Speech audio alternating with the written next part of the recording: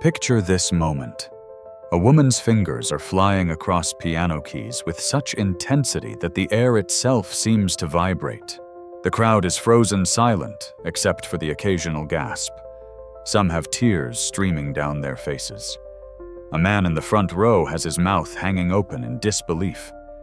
This is happening right now in a modest community center in Detroit, Michigan. But here's what makes this moment extraordinary. The woman at that piano isn't a professional musician. She's not a concert pianist flown in for the evening. She's Diane Harper, a 47-year-old night shift nurse who looks like she hasn't slept in days. Because she hasn't. 3 weeks ago, nobody in that room would have believed this moment was possible. 3 weeks ago, Diane Harper was just another exhausted single mother trying to hold her life together. 3 weeks ago, she hadn't touched a piano in 20 years. So how did we get here?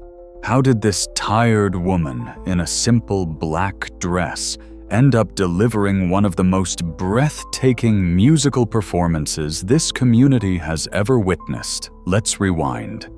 Because the story of how Diane Harper reclaimed her gift is one that will make you rethink everything you thought you knew about hidden talent, second chances, and the price of sacrifice. 3 weeks earlier, Diane Harper's life looked nothing like that magical moment at the piano. It looked like this another night shift at Detroit Medical Center, another 12 hours on her feet, another morning dragging herself home to a pile of bills she couldn't pay, and a 16-year-old son who was heading down a dangerous path. Diane had been a nurse for 18 years. It was honest work, necessary work, but it wasn't what she'd dreamed of becoming. Not even close. Her apartment was in a neighborhood that had seen better days. The kind of place where you triple-check your locks and don't walk alone after dark. But it was what she could afford on a nurse's salary, especially now with Tyler's legal bills piling up. Tyler, her son, 16 years old, and already tangled up with the justice system.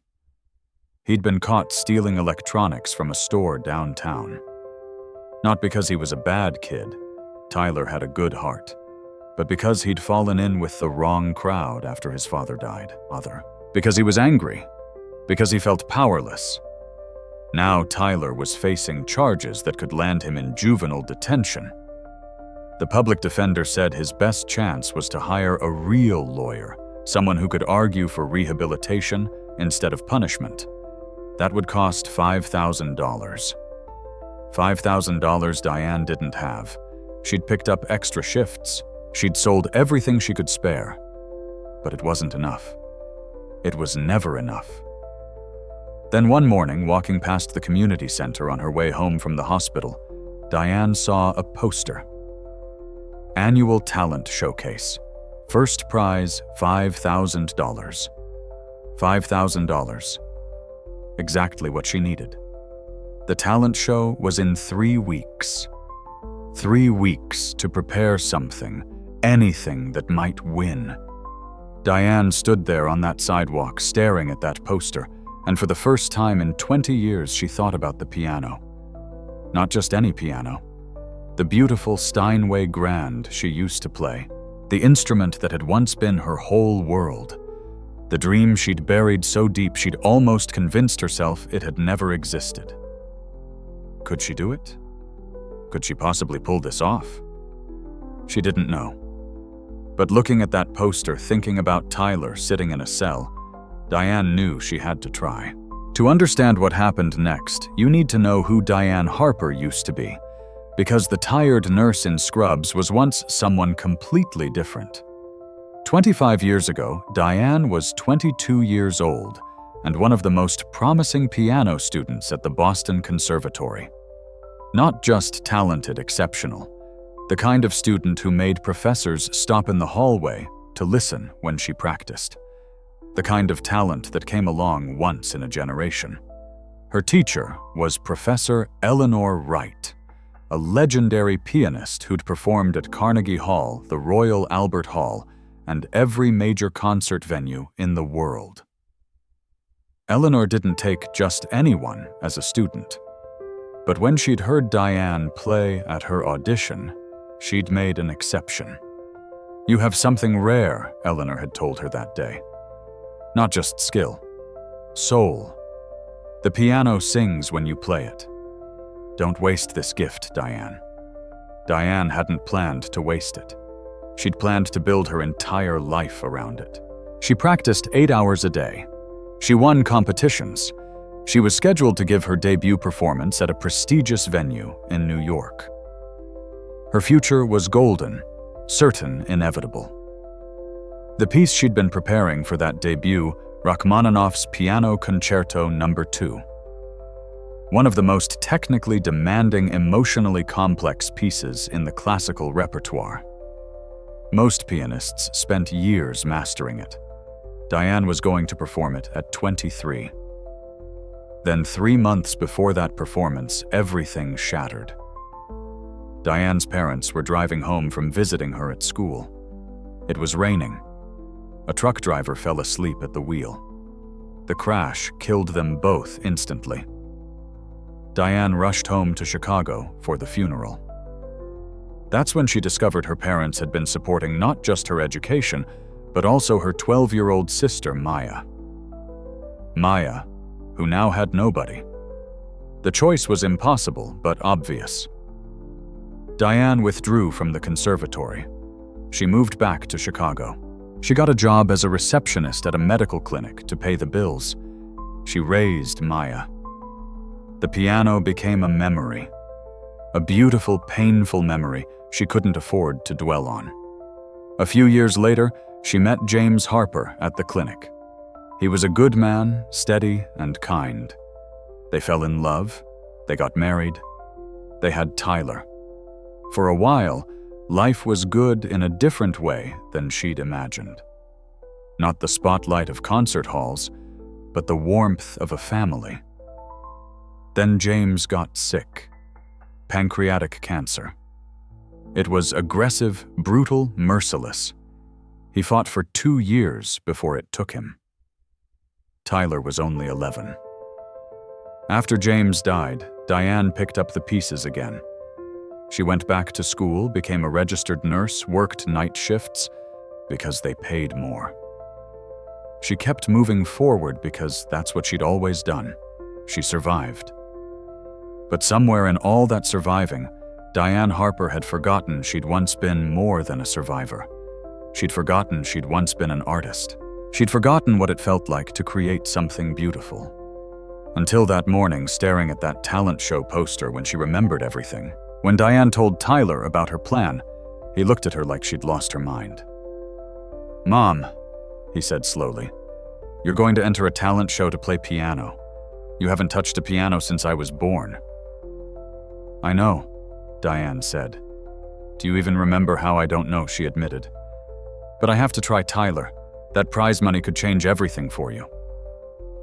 Tyler's face softened. "Mom, you don't have to do this for me." "Yes," Diane said firmly, "I do. And maybe I need to do it for me too." The community center had an old upright piano in the back room.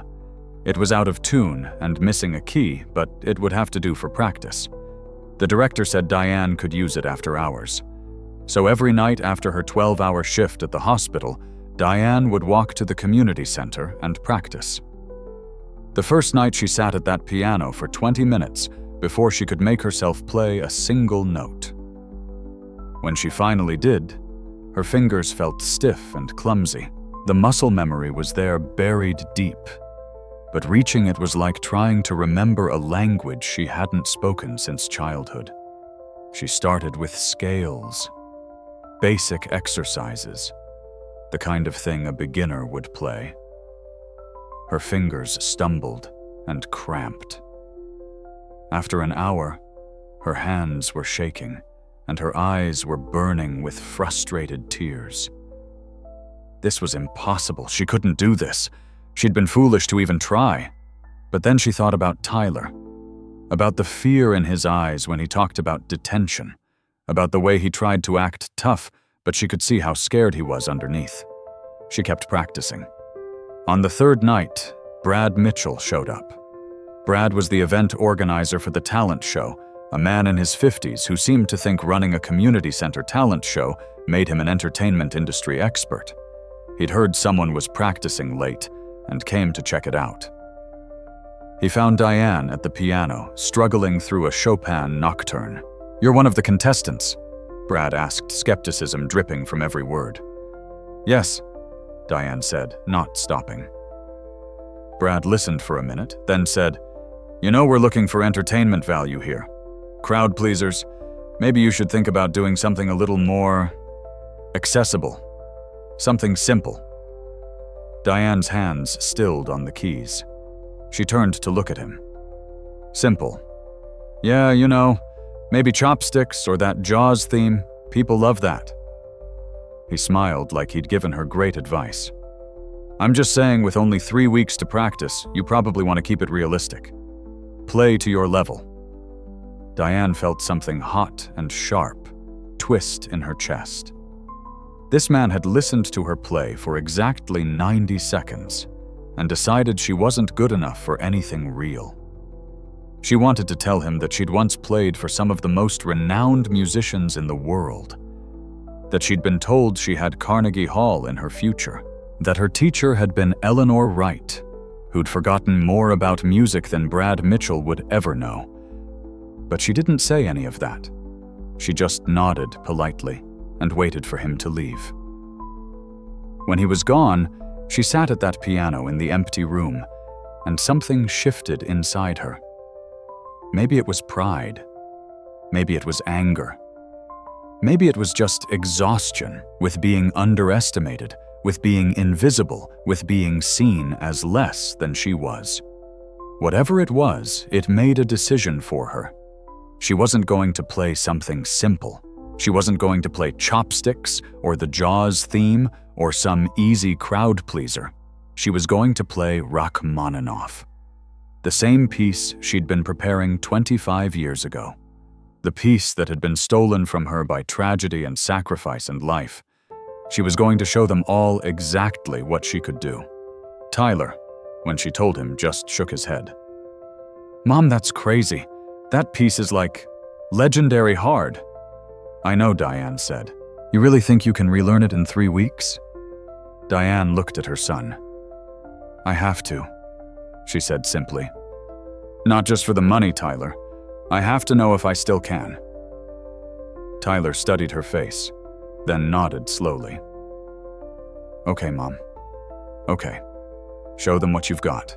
What followed were the hardest 2 weeks of Diane's life. And considering what she'd been through, that was saying something. Her schedule became brutal. She'd work her 12-hour night shift at the hospital, collapse into bed for 4 hours of sleep, then force herself up and to the community center for practice. She'd practice for 3 or 4 hours sleep, another 2 hours if she was lucky, then drag herself back to the hospital for another shift. The piece she'd chosen was a monster. Rachmaninoff's Piano Concerto No. 2 First Movement. It's a piece that demands everything from a pianist: technical precision, physical endurance, emotional depth. It's nearly 15 minutes of relentless complexity. Your hands have to move independently, executing different rhythms simultaneously. You have to maintain that intensity without letting it become mechanical. Keep the emotion alive through hundreds of measures. Professional concert pianists practice this piece for months or years. Diane had 3 weeks, and she hadn't played seriously in 2 decades. Her hands weren't young anymore. The tendons weren't as flexible. The muscles fatigued faster. After 2 hours of practice, her fingers would cramp so badly she'd have to stop and soak them in warm water. Some mornings she'd wake up and her hands would be so stiff she could barely make a fist.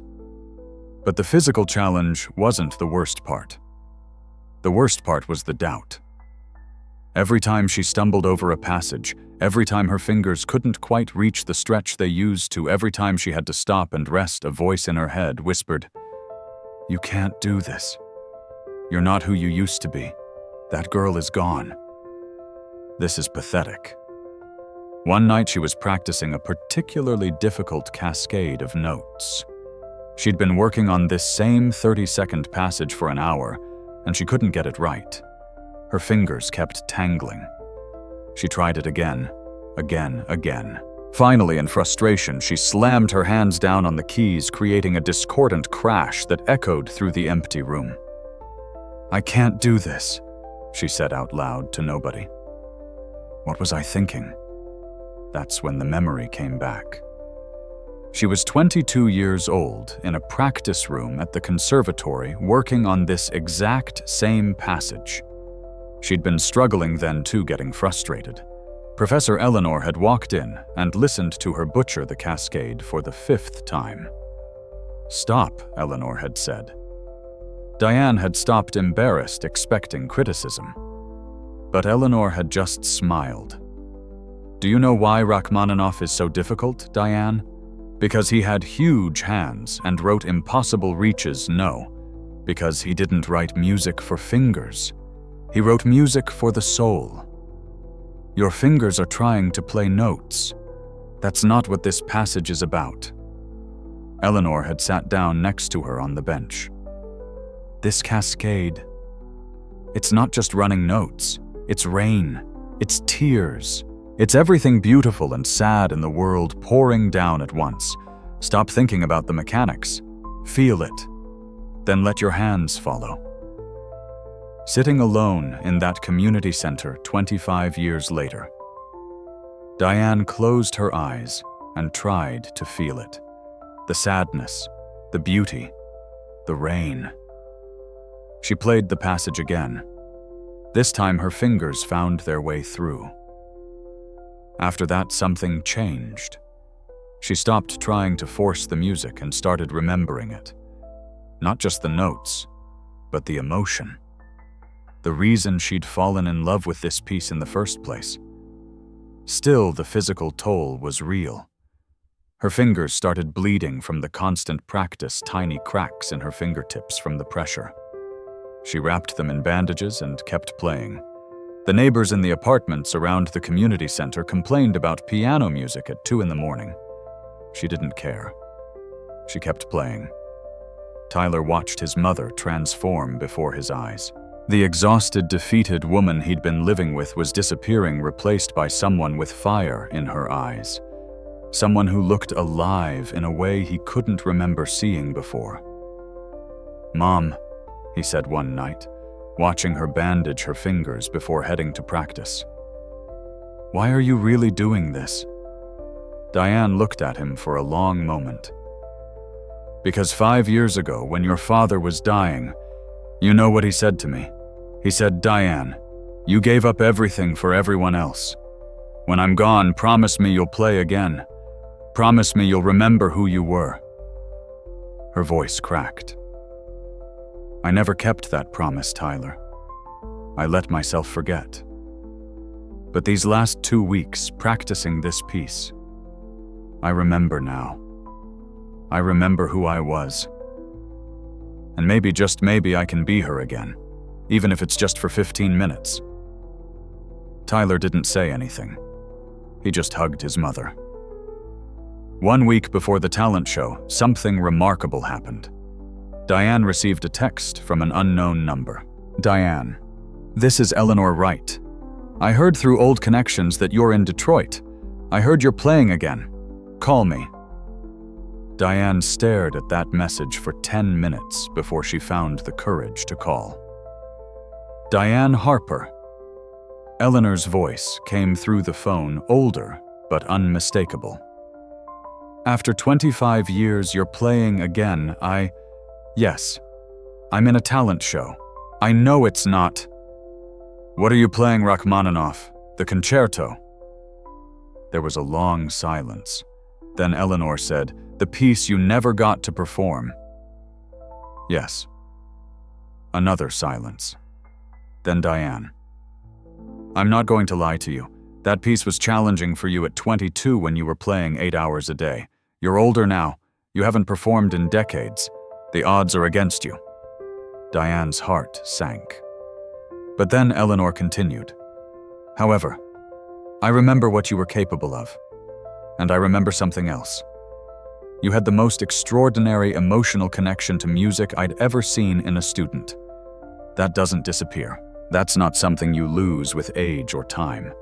If you can reconnect with that, not just with the notes, but with the soul of the piece, you might just pull this off." "Do you really think so?" Diane whispered. "I think Eleanor said carefully that you're about to remind everyone what real music sounds like. And Diane, whatever happens, I'm proud of you for trying. That takes courage. That takes heart.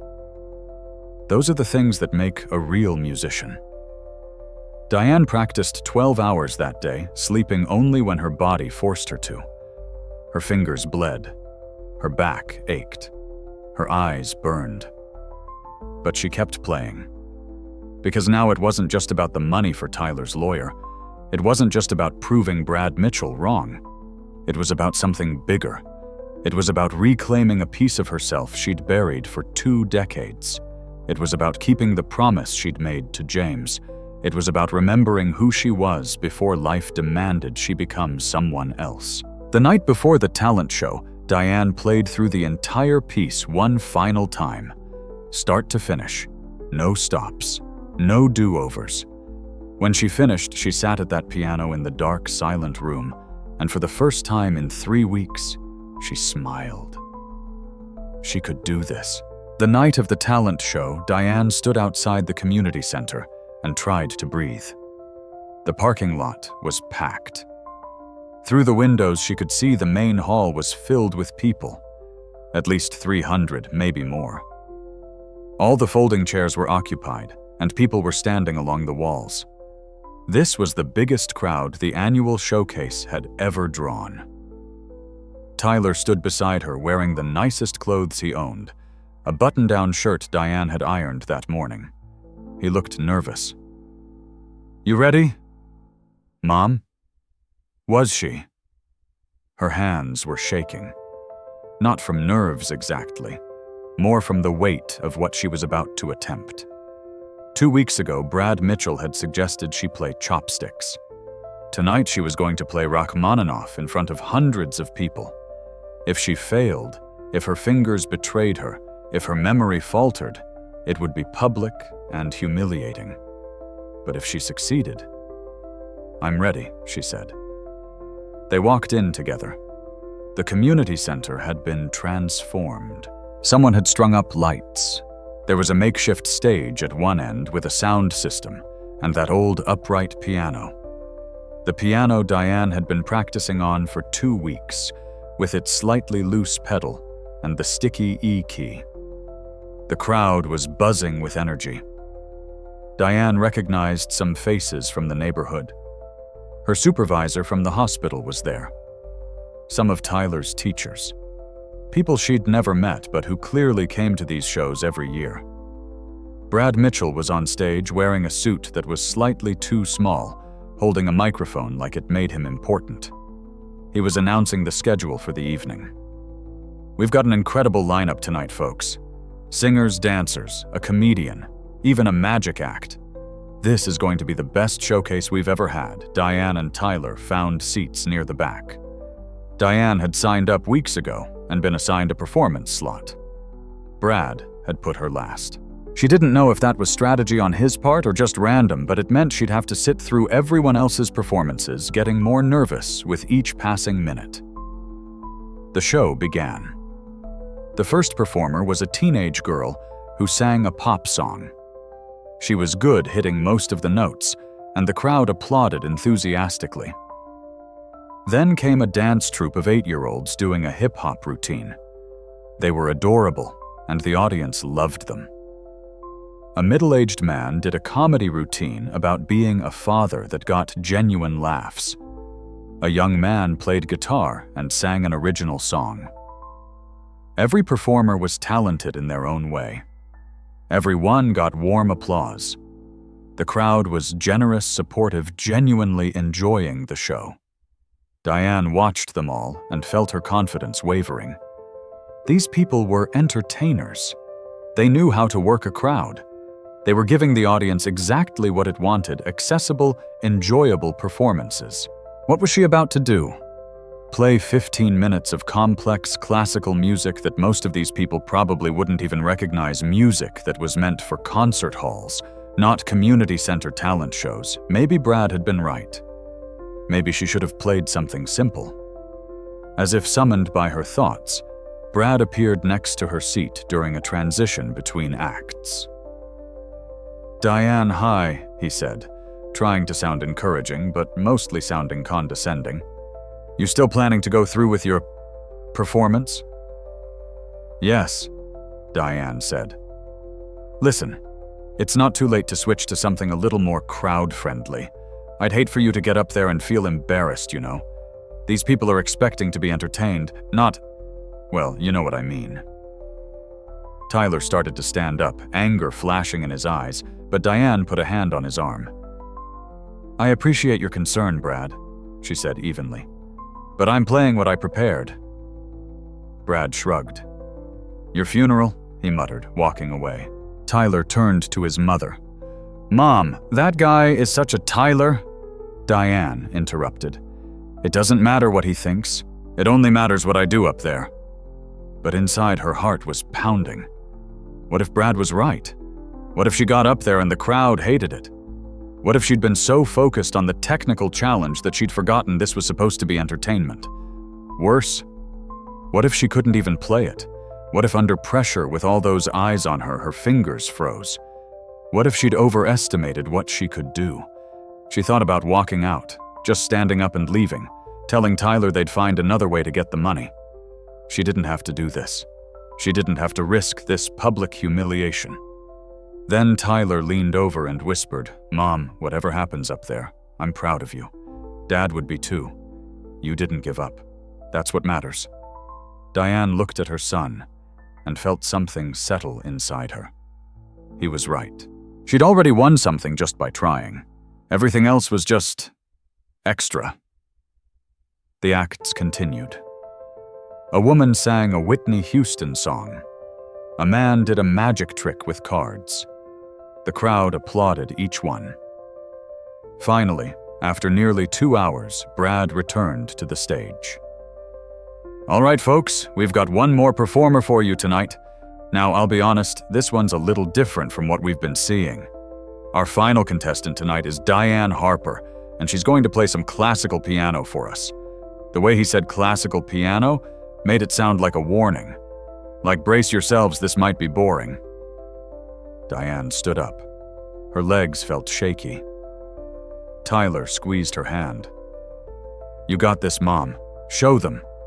She walked to the stage through a crowd that was politely attentive, but clearly winding down.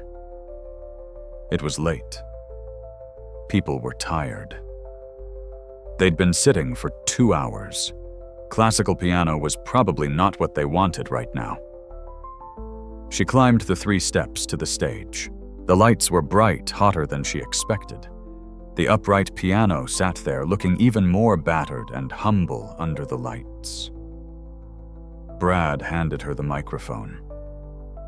"So, Diane, what are you going to play for us?" This was it. The moment where she could still back out. Play something safe, something short, something that wouldn't risk complete failure. Instead, she heard herself say, "I'm going to play the first movement of Rachmaninoff's Piano Concerto No. 2. There was a moment of confused silence. Most people in the audience had no idea what that was. A few looked impressed. Some looked skeptical. One woman near the front whispered to her husband, "That's like really hard, right?" Brad's eyebrows shot up. "That's ambitious." "Well, all right then. Good luck." He didn't mean it kindly. Diane walked to the piano. She adjusted the bench. Her hands were trembling slightly as she placed them on the keys. The crowd was watching, waiting. 300 people. 300 pairs of eyes. She could hear whispers.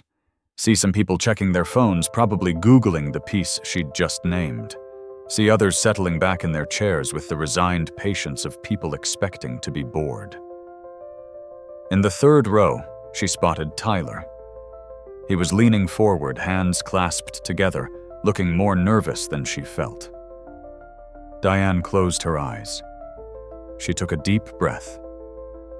And then she remembered something Professor Eleanor had told her once. When you perform, you're not playing for the audience. You're letting the audience listen while you play for yourself. You're inviting them into your conversation with the music. Some will accept that invitation. Some won't. But that's not your concern. Your only job is to be honest with the music. Diane opened her eyes. She placed her fingers on the keys. And she began to play. The piece opens with low, somber chords, deep notes that sound like the earth itself sighing. Diane's hands moved to those chords, and even though she'd played them 1,000 times in practice, hearing them now in this moment, with all these people listening, felt different. The opening is deceptively simple, just those big chords, but each one has to be weighted perfectly. Too light, and it sounds weak. Too heavy, and it's melodramatic. Eleanor used to say these opening chords were like foundations for a cathedral. If you don't build them right, everything that comes after will be unstable. Diane played them right. Then came the first melodic line, a yearning, aching theme that Rachmaninoff weaves through the entire piece. It's the emotional heart of everything that follows. It has to sing. It has to make you feel something. Diane made it sing. She was 15 seconds into the piece, and she could feel the audience shifting. The whispers had stopped. People were sitting up straighter. The woman who'd been checking her phone had put it away. But Diane wasn't thinking about the audience anymore. She was inside the music now. The piece began to build. The tempo increased slightly. The right hand was playing the melody while the left hand provided rolling, cascading accompaniment. It's a section that requires your hands to be completely independent, doing different things at different speeds, but making it all sound unified. Diane had practiced this section until her hands moved on their own. Now they did. Her left hand rolled through the arpeggios, while her right hand carried the emotional weight of the melody. 1 minute in, 2 minutes. The piece continued to grow like a flower opening, revealing more and more complexity. More themes emerged interwoven with the main melody. The dynamics increased louder, more intense, more urgent. This is where many pianists start to force it. They hear more intense and they just pound the keys harder. But that's not what Rachmaninoff wrote. He wrote intensity that comes from precision, from passion, from the accumulated weight of all those interwoven themes finally coming together. Diane played it the way it was meant to be played. She was 3 minutes in now, and the audience had gone completely silent. Not the silence of boredom, the silence of people who've forgotten to breathe. The silence of people watching something extraordinary and not wanting to miss a single moment of it. Brad Mitchell, standing at the side of the stage, had his mouth hanging open. The condescension was gone from his face, replaced by pure shock. But Diane didn't see him. She was gone, lost in the music, in the memory of being 22 years old and in love with these notes. In the memory of Professor Eleanor's voice saying soul, not just fingers. In the memory of James in his hospital bed, making her promise to play again. In the feeling of all those years of sacrifice, of buried dreams of being invisible and underestimated finally pouring out through her hands into this music. 4 minutes. 5 minutes. The piece moved into a section of breathtaking technical difficulty. The hands have to cross over each other, playing interlocking patterns at high speed. It's the kind of passage that looks impossible when you see someone play it. Your brain can't quite process how two hands belonging to one person can move that independently, that fast, that precisely. Diane's hands flew across the keys. The muscle memory she'd spent 2 weeks reawakening was fully alive now. Her fingers found every note, every chord, every leap. They moved like they'd never stopped moving, like the 20 years away from the piano had been just a pause between breaths. In the audience, tears had started streaming down faces. Not everyone, some people didn't connect with classical music, didn't have the cultural context to understand what they were hearing. But many did. They were hearing something that transcended technical skill, transcended the fact that this was happening in a community center on a beaten-up, upright piano. They were hearing pure emotion transformed into sound. Tyler was crying openly now, not even trying to hide it. He'd never heard his mother play before. He'd known abstractly that she used to be a serious pianist. But knowing something and experiencing it are completely different things. He was experiencing it now. He was seeing his mother as someone other than his mother. He was seeing her as an artist, as someone with a gift so profound it made your chest tight. 6 minutes. 7 minutes. The piece moved into what's called the development section. This is where Rachmaninoff takes all the themes he's introduced and starts playing with them, fragmenting them, combining them in new ways, building tension toward the climax. It's the section that requires the most sophisticated musical understanding, because you have to maintain the through line, the sense that everything is building toward something, even as the surface of the music becomes more complex and fragmented. Diane understood it. She'd understood it 25 years ago, and she understood it now. Her hands moved through the fragmentations, through the building tension, keeping that invisible thread of emotional logic intact. The music was getting louder now, more dramatic. The chords became bigger, more declarative. The tempo accelerated. Everything was rushing toward the inevitable climax.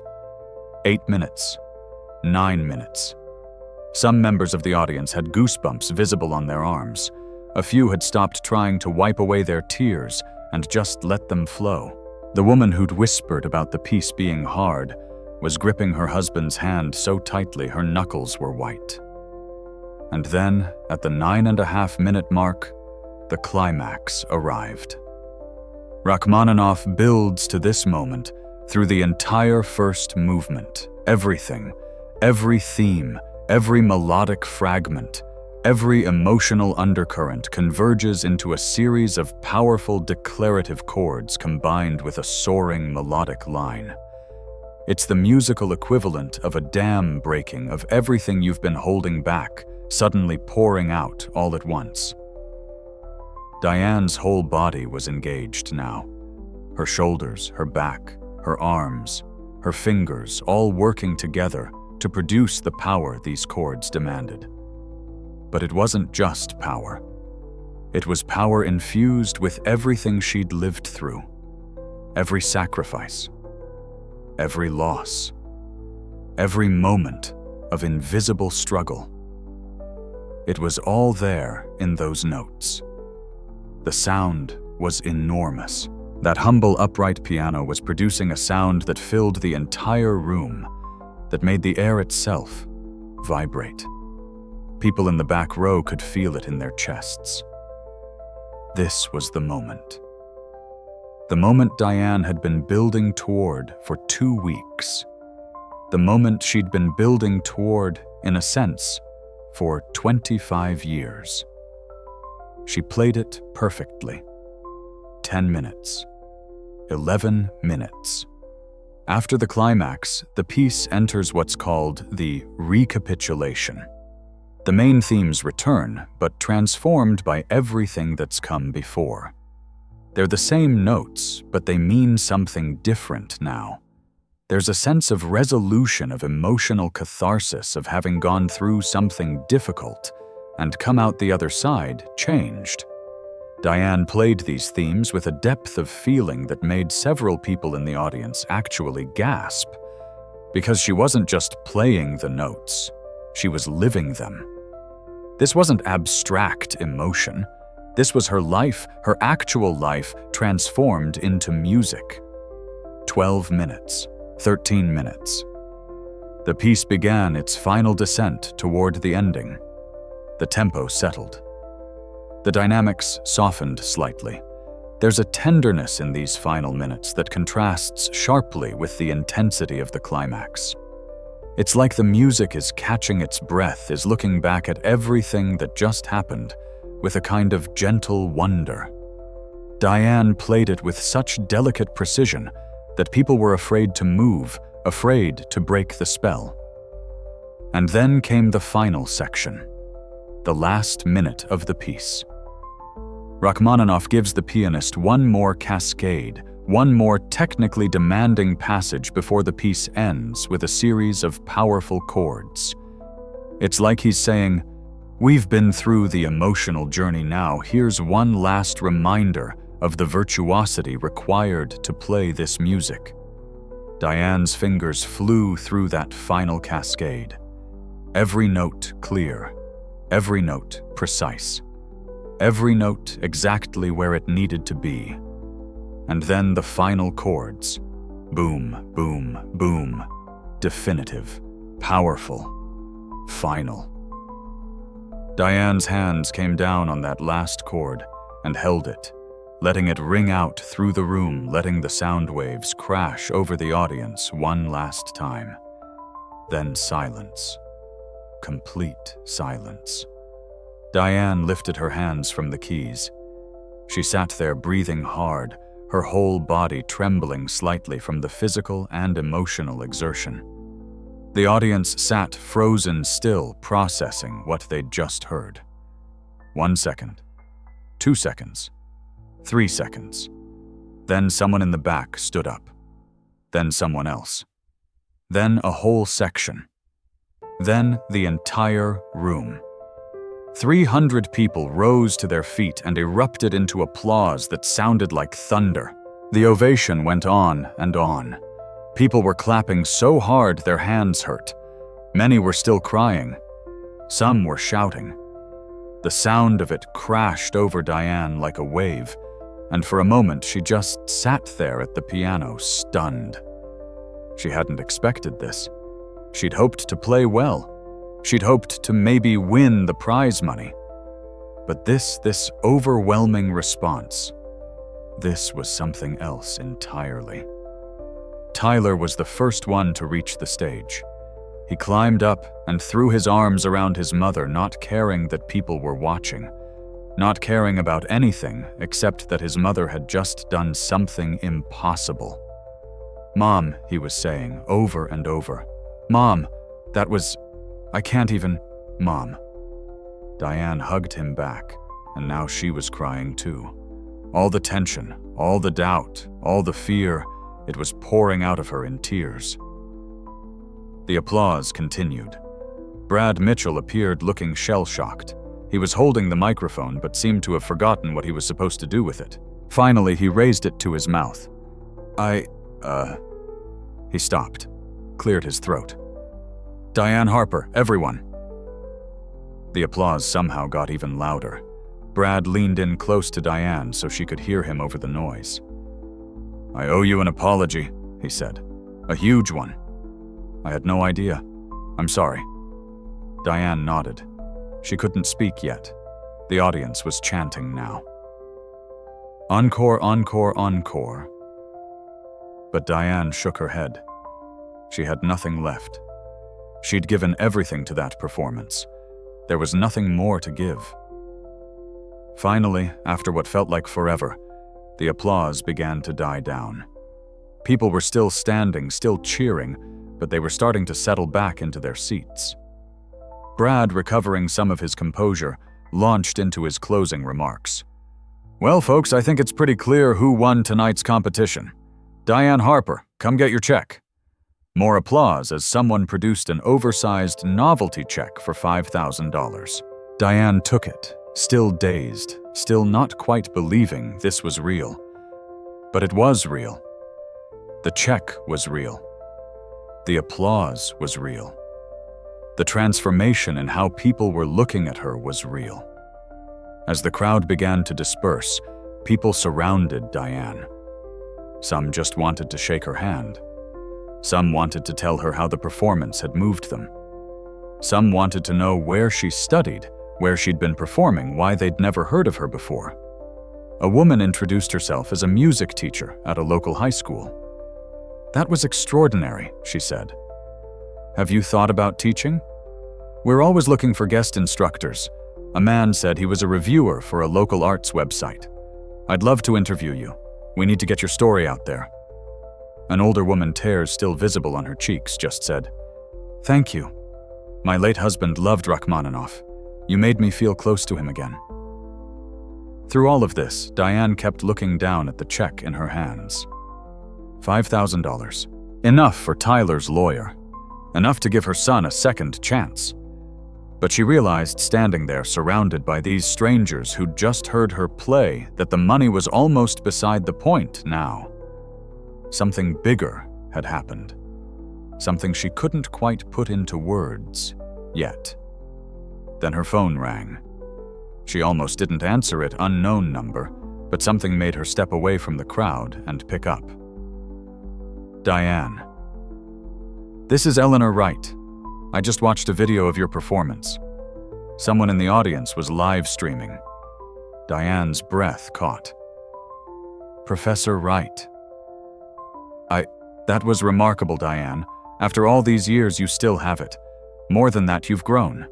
The technical skill was there, but the emotional depth, that's something you've earned through living, through surviving, through everything you've been through." "I don't know what to say," Diane whispered. "Say you'll keep playing. Say this isn't the last time. Because the world needs to hear you, Diane. Not just your community. The world. I don't know if I'm making some calls tomorrow," Eleanor continued. "Detroit Symphony Orchestra has been looking for guest artists for their community outreach concerts. I think I can get you an audition. And Diane, that video someone posted, it's going to get attention. Be ready for that." "What do you mean?" Eleanor said gently. "Your life is about to change, again. But this time in a good way." After she hung up, Diane stood there in the emptying community center, holding that check, and tried to process what had just happened. She'd come here tonight to win money for her son's lawyer. She'd come here to prove she could still play. She'd come here to keep a promise she'd made to her dying husband. She'd accomplished all of that. But she'd also done something else. Something she hadn't even known she needed to do. She'd reclaimed herself. Not the girl she'd been at 22, she could never be that girl again. But the artist inside her. The part of herself that had survived every sacrifice, every loss, every exhausting night shift, and every moment of being invisible and underestimated. That part of herself had just stood up and declared through 15 minutes of Rachmaninoff that it was still alive. The week after the talent show was surreal. The video that Professor Eleanor had mentioned someone in the audience had indeed been live streaming the performance on social media. By the next morning, it had 50,000 views. By evening, 200,000.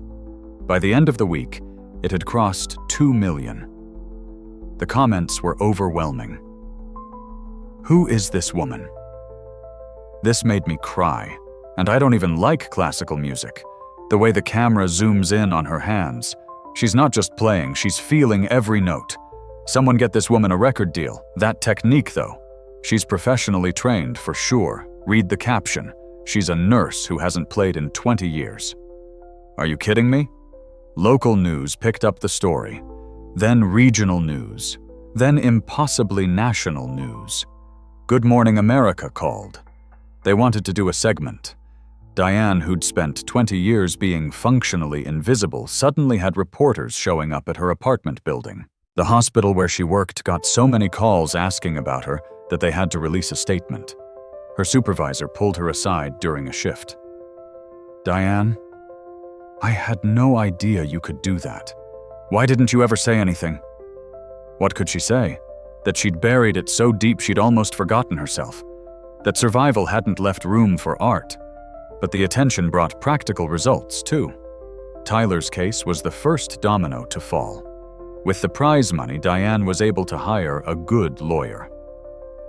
But then something unexpected happened. A prominent law firm in Detroit saw the viral video and reached out.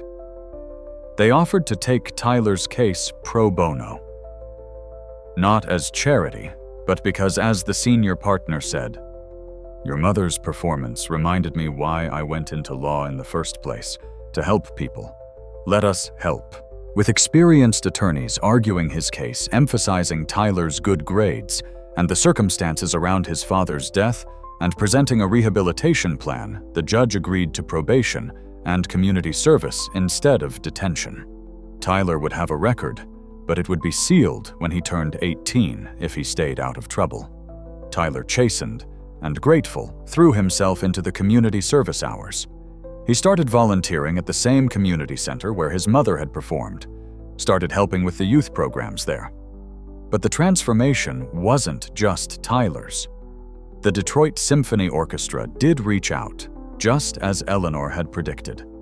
They invited Diane to perform at one of their community outreach concerts, a program designed to bring classical music to neighborhoods that didn't usually have access to it. The concert was held in a school auditorium in a low-income neighborhood. The audience was mostly kids, teenagers, people who'd never been to a symphony performance. Diane played a shorter program, some Chopin, some Debussy, and yes, one movement of that Rachmaninoff concerto. When she finished, a 13-year-old girl raised her hand during the Q&A session. "How did you learn to play like that?" the girl asked. Diane thought about how to answer. "I started when I was about your age. I practiced every day. I had a great teacher. But mostly I loved it. I loved music so much that practicing didn't feel like work." "But you stopped?" another kid asked. "Why life got complicated," Diane said honestly. "I had to make choices. I had to take care of people I loved. And for a long time I thought that meant giving up music completely." "But you didn't," the first girl said. "You came back to it." "I did," Diane smiled.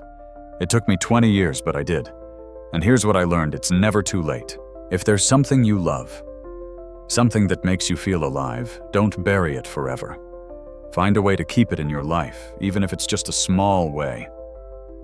After the concert, the girl came up to Diane. "I take piano lessons," she said shyly. "But I'm not very good. I was thinking about quitting." "Don't quit," Diane said. "Not if you love it. Maybe you won't be a concert pianist. Maybe music will just be something you do for yourself, for joy. That's enough. That's more than enough." The local music school where someone had asked about teaching positions called back. They offered Diane a part-time position teaching advanced piano students. The pay wasn't much, but it meant she could reduce her hours at the hospital. Meant she could work days instead of nights. Meant she could have a life that included music instead of just survival. She accepted. Her first student was a talented 15-year-old who'd been studying for 8 years but had plateaued. In their first lesson, Diane listened to him play and recognized the problem immediately. He was technically proficient but emotionally disconnected. "You're playing the notes," she told him, echoing Eleanor's words from decades ago. "But you're not playing the music. Let me show you the difference." She played the same passage he'd just played. The notes were identical, but the feeling was completely different. The boy stared at her. "How did you do that?" "I remembered why I loved it," Diane said. "That's your homework. Figure out why you love music, not why your parents want you to play, or why you think it's impressive. Why you love it. Bring that to our next lesson." Meanwhile, the viral video continued to spread. Someone created a TikTok compilation of audience reactions during her performance. A classical music YouTuber did a technical breakdown of her playing. A podcaster interviewed her about the journey from conservatory student to nurse, back to pianist. Through all of this, Diane remained grounded. She didn't quit her nursing job entirely. She couldn't afford to.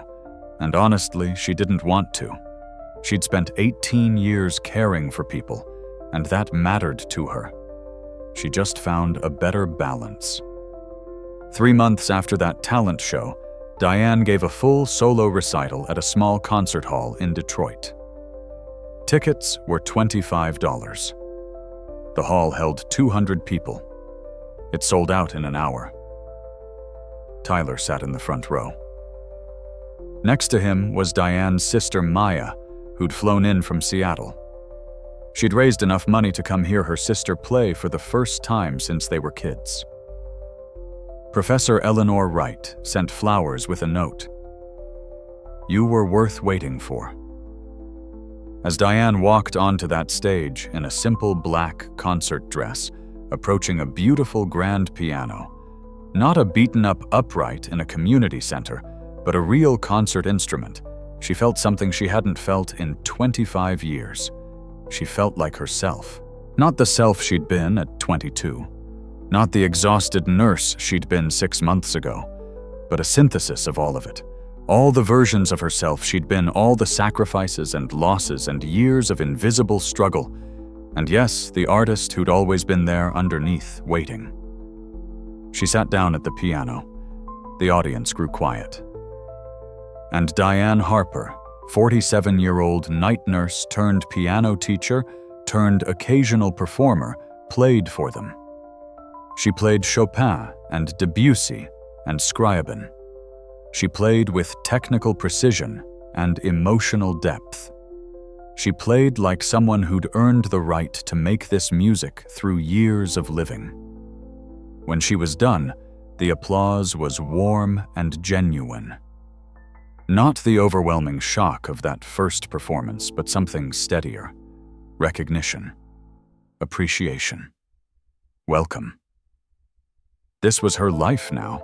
Not a famous concert pianist she'd made peace with that lost future years ago, but a working musician who taught students and gave occasional performances, and most importantly, had music back in her life.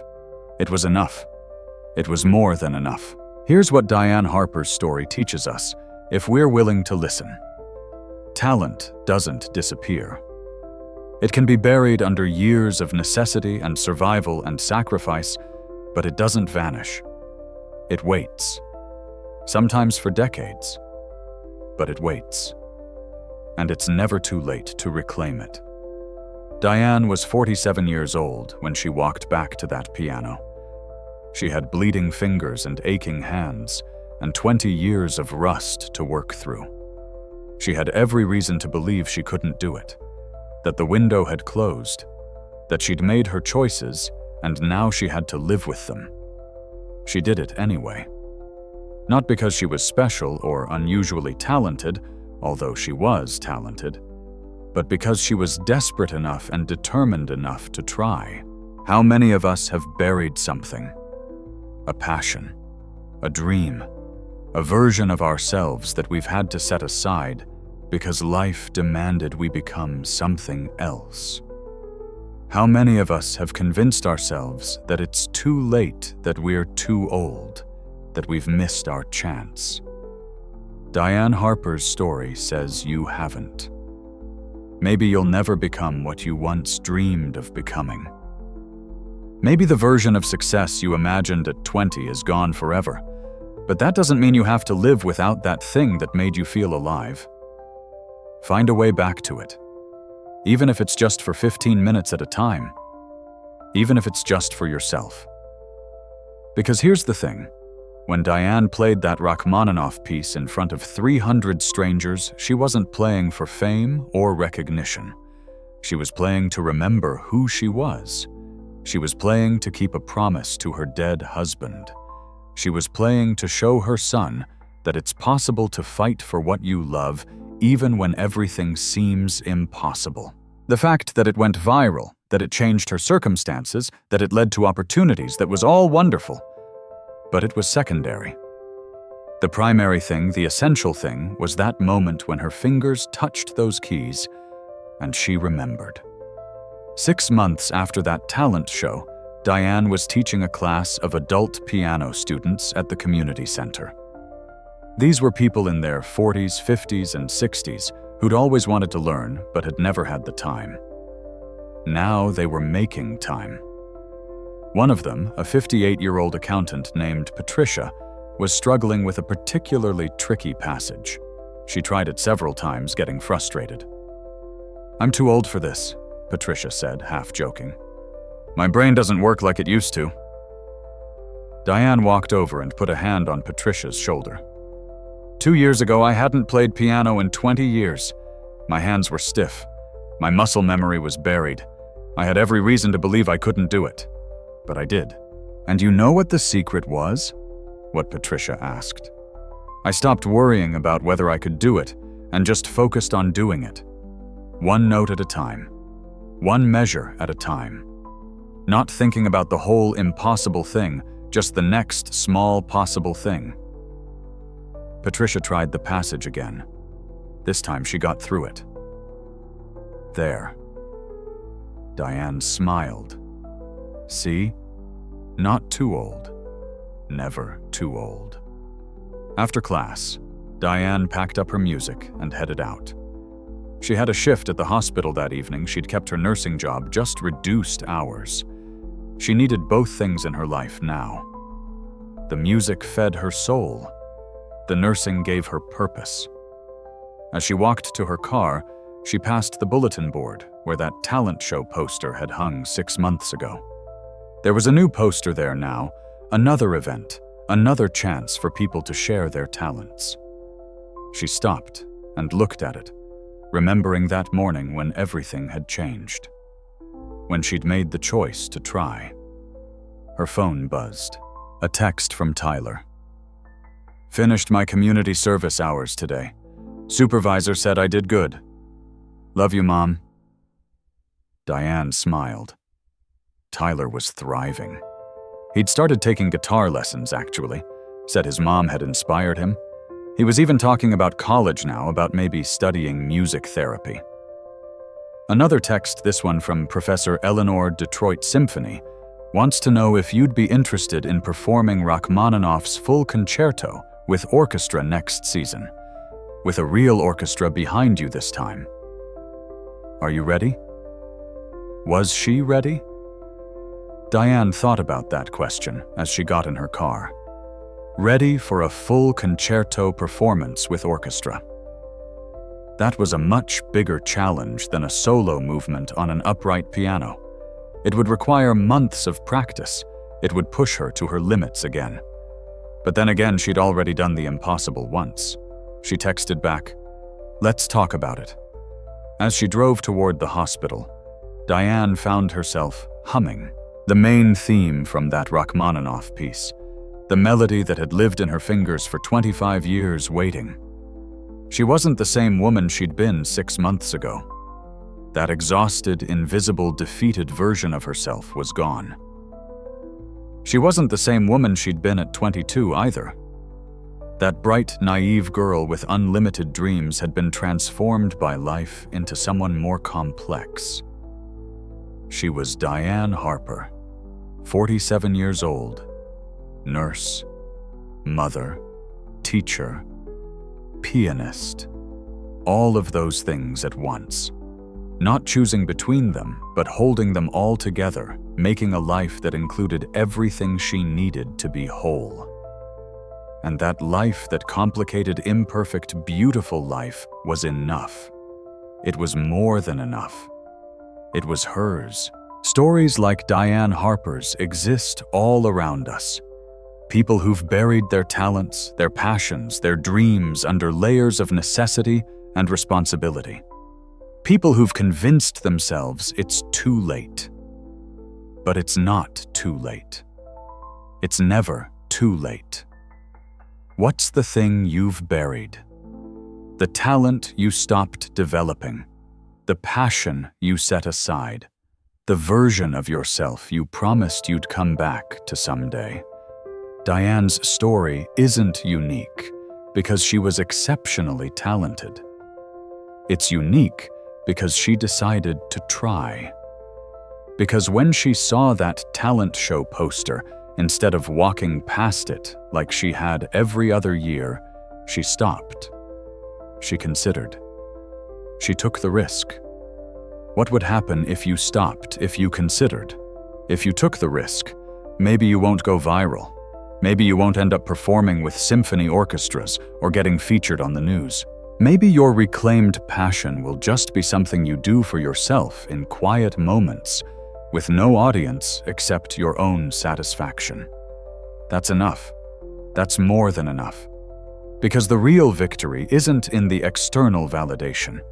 It's in that moment when you remember who you are, when you reconnect with the thing that makes you feel alive. Diane found her way back to the piano.